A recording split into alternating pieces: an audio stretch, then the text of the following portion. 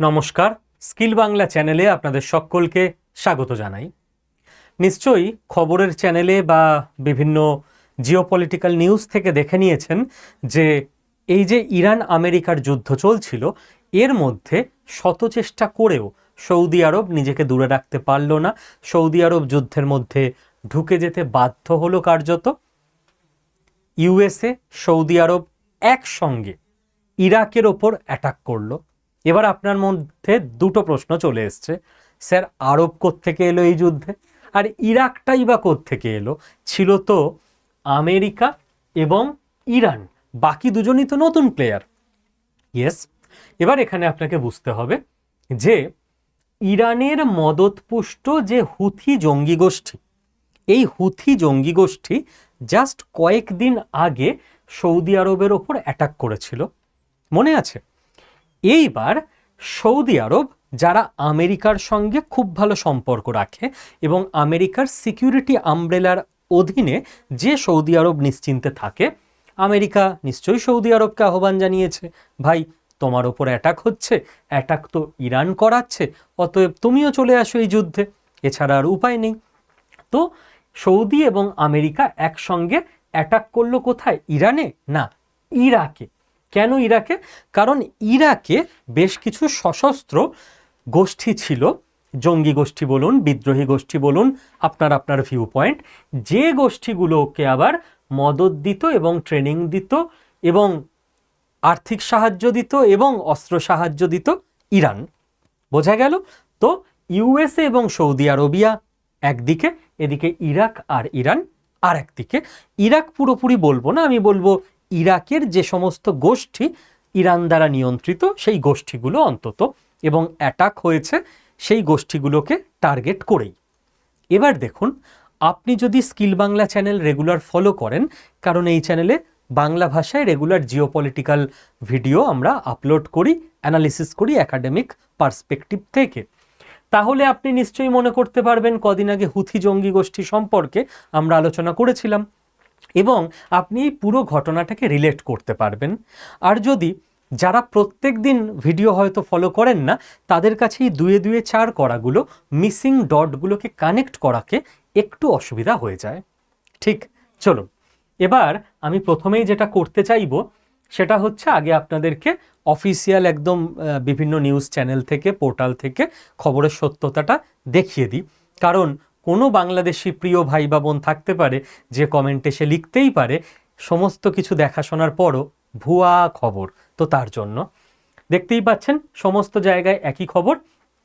Iraqi armed groups condemn dangerous escalation after US Saudi strikes, Saudi Arabia joins US in strikes on Iran backed militias in Iraq.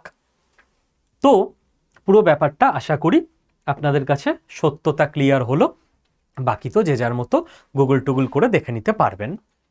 পরের ধাপে আমরা চলে আসি আলোচনার, সেটা হচ্ছে যে ব্যাপারটা আবারও মনে করুন মাসখানেক বা মাস দেড়েক তো হলো বলে আমার ধারণা, ইসলামাবাদ পিস টক, যখন জেডি ভান্স ইসলামাবাদে এলেন, আমেরিকার উপরাষ্ট্রপতি, পুরো কমেন্ট সেকশনে বন্যা চলছিল কমেন্টের যে পাকিস্তান যুদ্ধ থামিয়ে দিল স্যার, আমরা কি করলাম, ভারত কি করলো, আমাদের তো নাক কাটা গেল।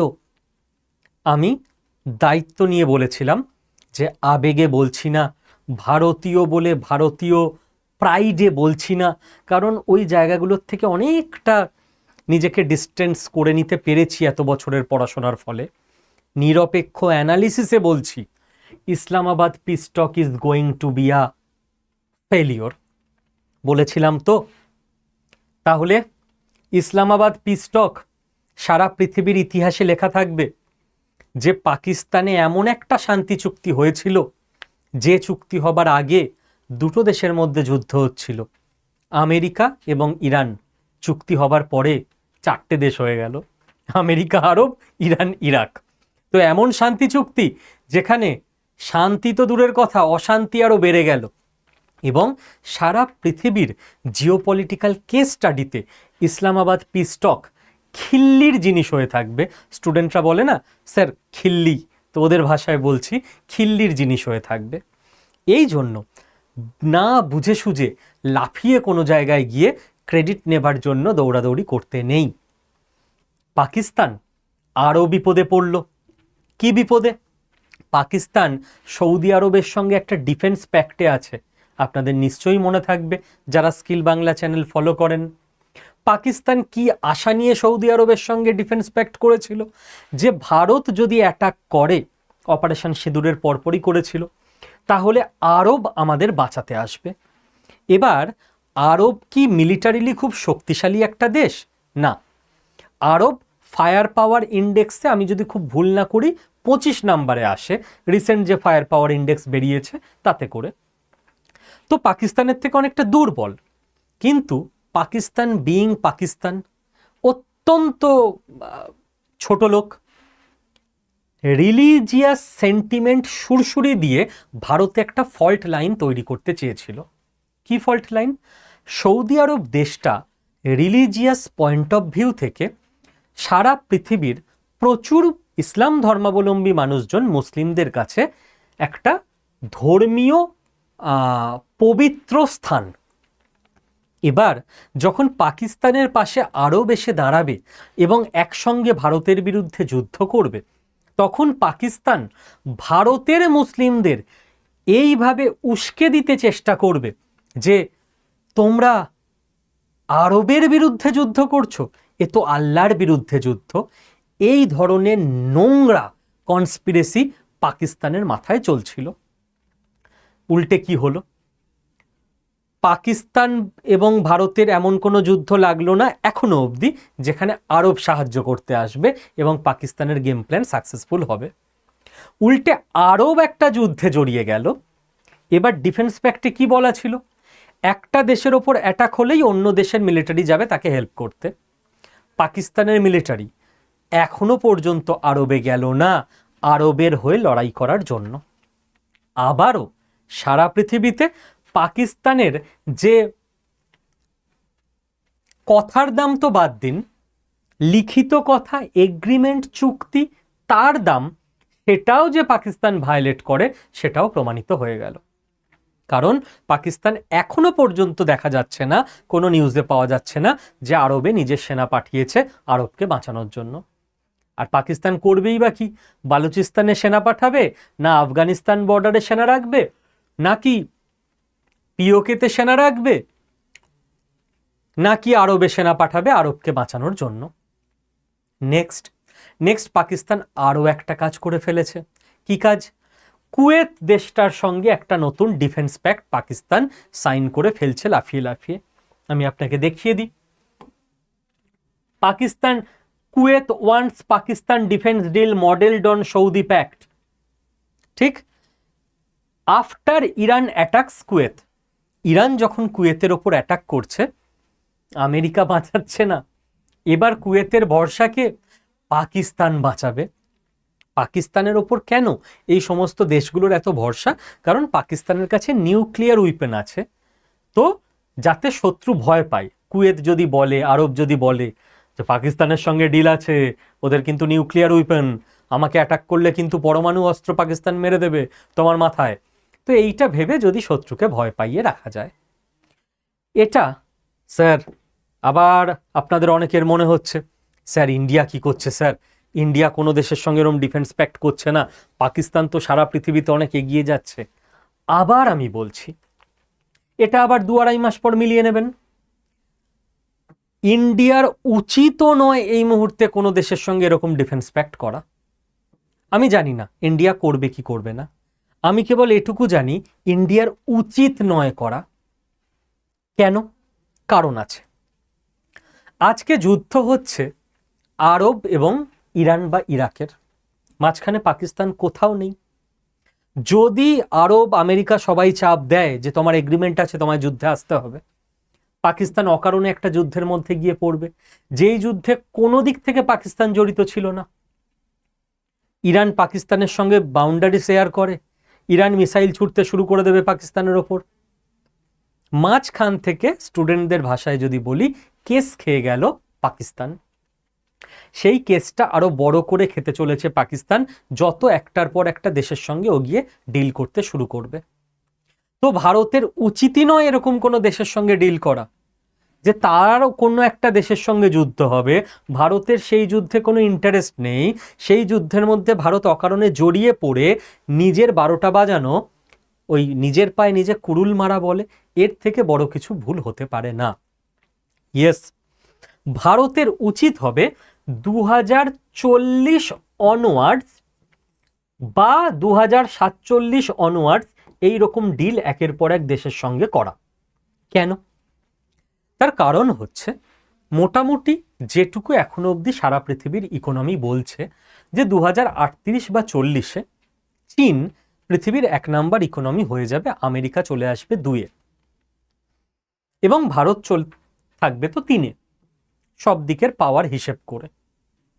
এবার আফটার আরো 8-10 বছর 2047 নাগাদ চীন একেই থাকবে, চীনকে টপকাতে পারবে না ভারত। এখন ভারত 2-এ আসবে, আমেরিকা আরেকটু শ্রিঙ্ক করে 3-এ চলে আসবে। এটা এমনও নয় যে অটোমেটিক হয়ে যাবে, একেবারে ছক-কষা জিনিস। আমেরিকা খুব করে চেষ্টা করবে চীনকে, ভারতকে দুর্বল করার জন্য, অনেক ষড়যন্ত্র করতে, অনেক কিছু হবে। যদি সব কিছু কাটিয়ে কাটিয়ে ভারত এগোতে পারে, তাহলে 2047 নাগাদ সেকেন্ডে পৌঁছাবে।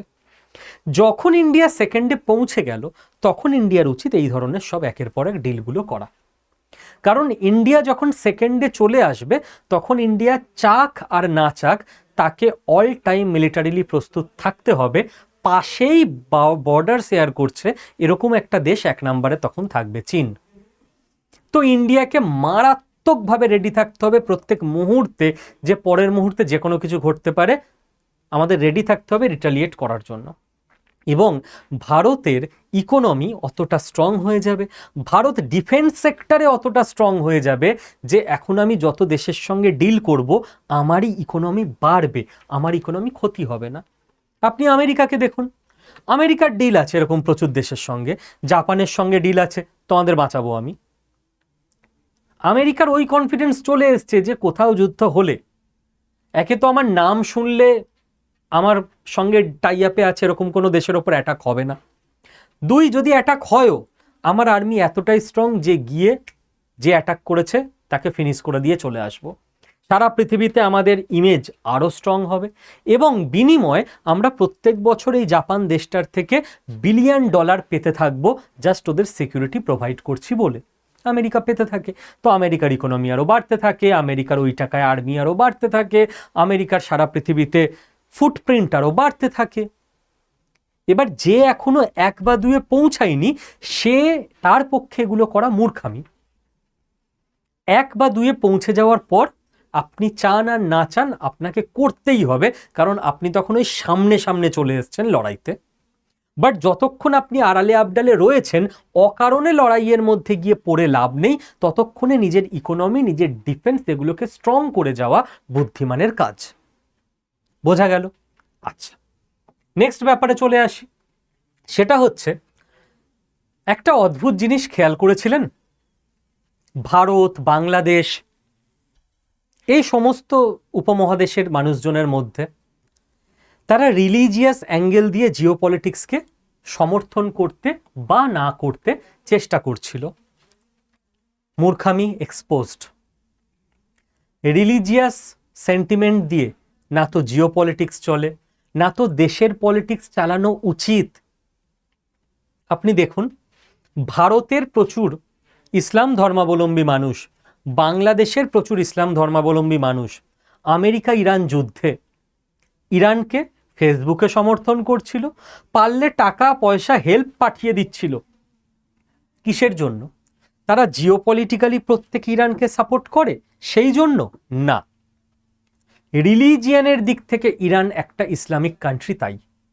এবার তাদের যখন বলা হচ্ছিল, ভাই ইসলামিক কান্ট্রি তো হয়েছেটা কি, এটা তো জিওপলিটিক্স চলছে ন্যাশনাল ইন্টারেস্ট অনুযায়ী, না না না এটা ইসলামিক ব্রাদারহুড আছে। আচ্ছা, ভালো কথা। এবার সৌদি আরব ভার্সেস ইরান হচ্ছে, কাকে সাপোর্ট করবে? এবার সাপোর্ট করো, কাকে করবে? এইবার মনে হয় শিয়া সুন্নি ভাগ হয়ে যাবে। তো কোনোদিন রিলিজিয়াস অ্যাঙ্গেল দিয়ে জিওপলিটিক্সকে যে বিচার করে তার মতো বোকা কেউ পৃথিবীতে নেই। এখন তো যখন সৌদি আরব ভার্সেস ইরান যুদ্ধ চলছে, তো দুটো মুসলিম কান্ট্রির মধ্যে যুদ্ধ চলছে। উল্টো দিকে আমেরিকা ছিল বলে আপনারা সাপোর্ট করছিলেন ইরানকে, এবার তো উল্টো দিকে সৌদি আরব দাঁড়িয়ে গেছে। এবার নিজেরাই মনে হয় মাথা ঠুকবে এবার দেওয়ালে, যে কি হচ্ছে, মারছে মুসলিম, মরছে মুসলিম। আরে মুসলিম দিয়ে দেখলে হয় না, এটাকে কান্ট্রি দিয়ে দেখতে হয়। সৌদি আরব একটা কান্ট্রি, ইরান একটা কান্ট্রি, সেই কান্ট্রির সঙ্গে আপনার কান্ট্রির যোগাযোগ কীরকম, আপনার দেশের ইন্টারেস্ট কি এই যুদ্ধে। বাট দেশের কনসেপ্ট তো বুঝতেই নারাজ কিছু লোকজন, তারা সব কিছুর মধ্যে রিলিজিয়ান নিয়ে আসে। তো রিলিজিয়ান দিয়ে চলে না এবং চালানো উচিত নয়, এটা থেকে প্লিজ বেরিয়ে আসুন। এবার এবার খুব করে হতে পারে ইউএই, যে দেশটা নিজের ইমেজ সারা পৃথিবীতে একটা আলাদাই স্বপ্নের শহর হিসেবে তৈরি করছিল, ইউনাইটেড আরব এমিরেটস, তারা এই যুদ্ধের মধ্যে জড়িয়ে পড়তে পারে। অর্থাৎ যুদ্ধ আরও স্প্রেড করতে পারে মধ্যপ্রাচ্যে। যুদ্ধ থামার কোনো লক্ষণই দেখা যাচ্ছে না। আবারও সেই পুরনো কথা বলবো, যেটা হয়তো 5-7 বার বলে ফেলেছি এই চ্যানেলে, যতক্ষণ না ইসরায়েল বসছে আলোচনার টেবিলে ততক্ষণ যুদ্ধ এন্ড হবার কোনো সম্ভাবনা নেই। এহেন অবস্থায় প্রত্যেকটা নেগেটিভ কন্ডিশনের মধ্যে ওখান থেকে কোনো অপরচুনিটি দেখা যায়। ভারতের কি দেখা উচিত? আর্মস ইন্ডাস্ট্রির অপরচুনিটি। সারা পৃথিবীর প্রত্যেকটা দেশ যারা এই যুদ্ধের মধ্যে রয়েছে, যারা এই যুদ্ধটাকে অবজার্ভ করছে, প্রতিটা দেশ নিজের সিকিউরিটির জন্য আটমোস্ট সচেতন হয়ে উঠবে এবার। আর এই গ্যাপটাকে যদি ভারত ধরতে পারে, তাহলে এত টাকা ভারত কামাতে পারবে অস্ত্র বিক্রি করে চিন্তা ভাবনার বাইরে। কেন বলছি এই গ্যাপটাকে যদি ভারত ধরতে পারে? যদি 10 বছর আগে হতো তাহলে এই কথা আমি বলতাম না, কারণ ভারতের হাতে সেই টেকনোলজি ছিল না। বাট আজকের ভারত অনেকটা চলে এসছে রেসে, আরেকটু স্পিড যদি দিয়ে দেওয়া যায়।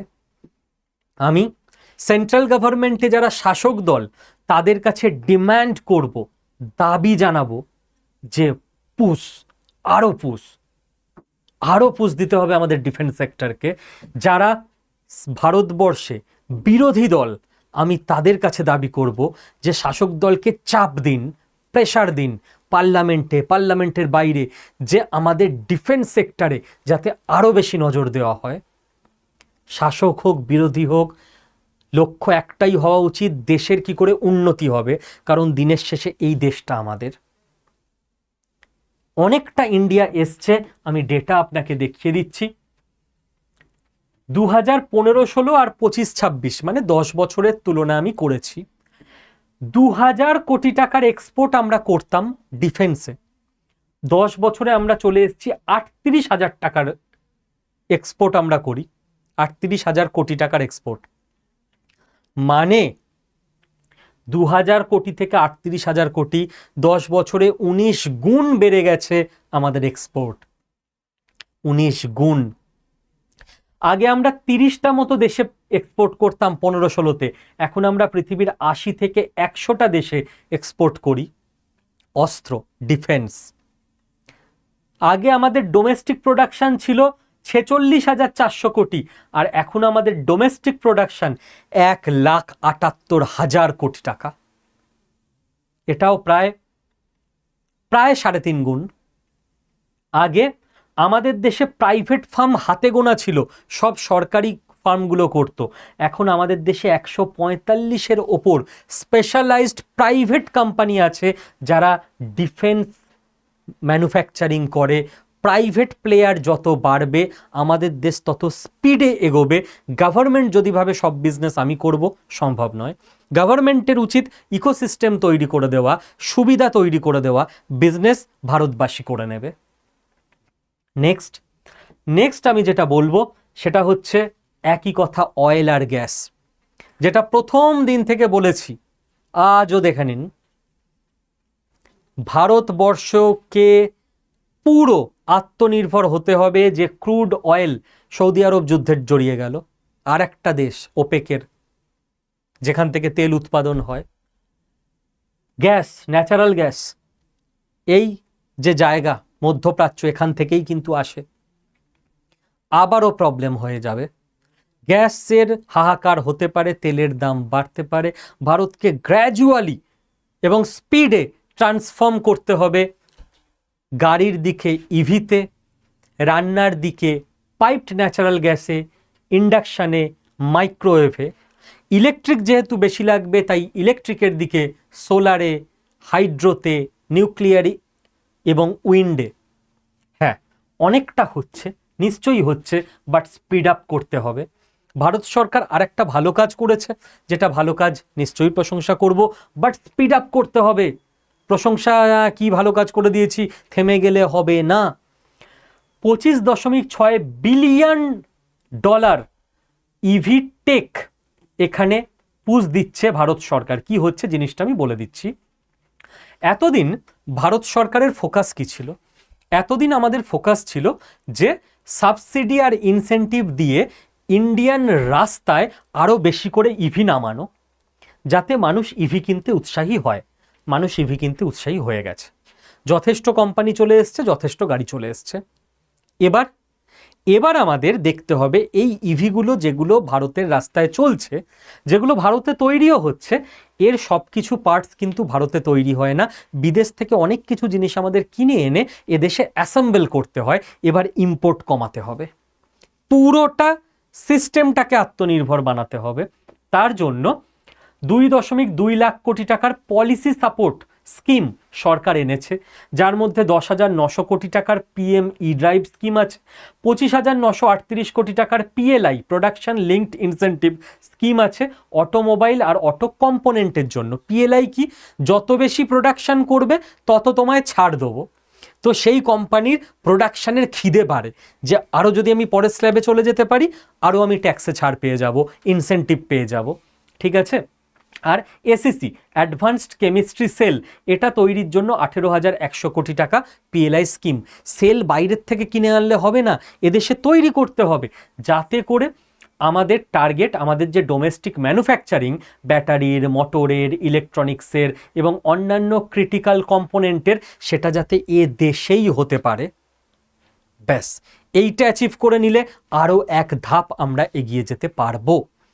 কাজ হচ্ছে আমাদের ইউথদের, ইয়াং জেনারেশনকে আমি সবসময় মোটিভেট করব, আহ্বান জানাবো, যে যার মতো করে পারো বিভিন্ন কোর্স করো, বিভিন্ন এই ধরনের টেকনোলজি শেখো, চাকরি করো, বিজনেস করো, নিজের যে ক্যাপাবিলিটি সেটাকে দেশের কাজে যতটা পারো উজাড় করে দাও।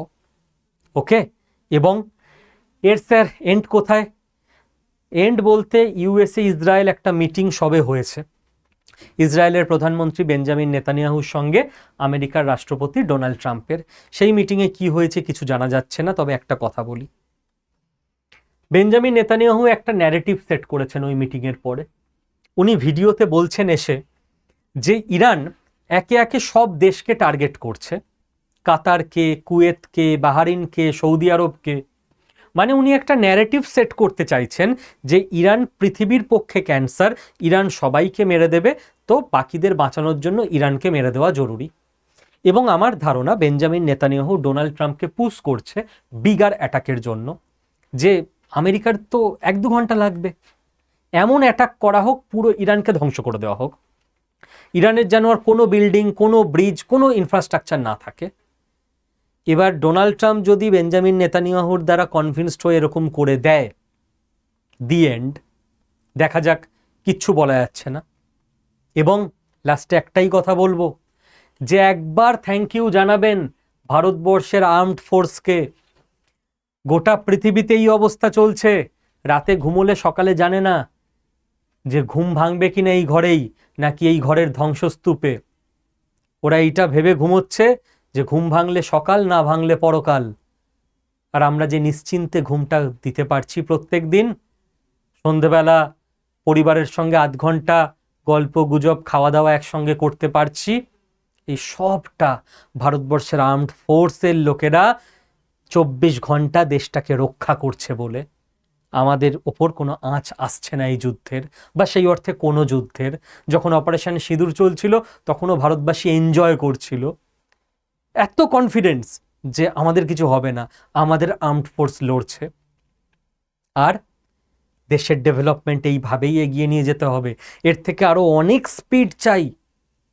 তার জন্য যে যার মতো করে পারেন পার্ট অফ ডেভেলপমেন্ট হয়ে যান, যে যার মতো করে পারেন কন্ট্রিবিউশন রাখতে, ঠিক। আর যারা ভারতের ইকোনমিতে কন্ট্রিবিউট করতে চান, নিজের ইকোনমিক কন্ডিশন বাড়ানোর মাধ্যমে, কারণ আপনি বড়লোক হলেই দেশ বড়লোক হবে, আপনি গরিব হয়ে দেশকে বড়লোক করতে পারবেন না, তারা যদি স্টক মার্কেটে ইনভেস্টিং, মিউচুয়াল ফান্ড থেকে শুরু করে গোটা ফাইন্যান্সিয়াল ব্যাপারটা শিখতে চান বাংলা ভাষায় এক্ষুনি, কারণ আমাদের রেকর্ডেড কোর্স, যে মুহূর্তে এনরোল করবেন সেই মুহূর্তে শিখতে পারবেন, পরের সেকেন্ড থেকেই। এটা আমার পার্সোনাল টিমের ফোন নাম্বার 9650634247। এখনই, এখন রাত 12টা হোক, 1টা হোক, যখন ইচ্ছা হোক, আমার টিম অল টাইম অ্যাক্টিভ থাকে। এই নাম্বারে ফোন করে ওয়ান প্রেস করবেন, আমার টিমের সঙ্গে কথা বলতে পারবেন। আপনার যা যা জিজ্ঞাসা, যে এই কোর্সে কি এটা হবে, এই কোর্সের মধ্যে কি ওটাও হবে, সব জিজ্ঞাসা করে নিন, বুঝে নিন, নিয়ে এই কোর্সে এনরোল করে নিন।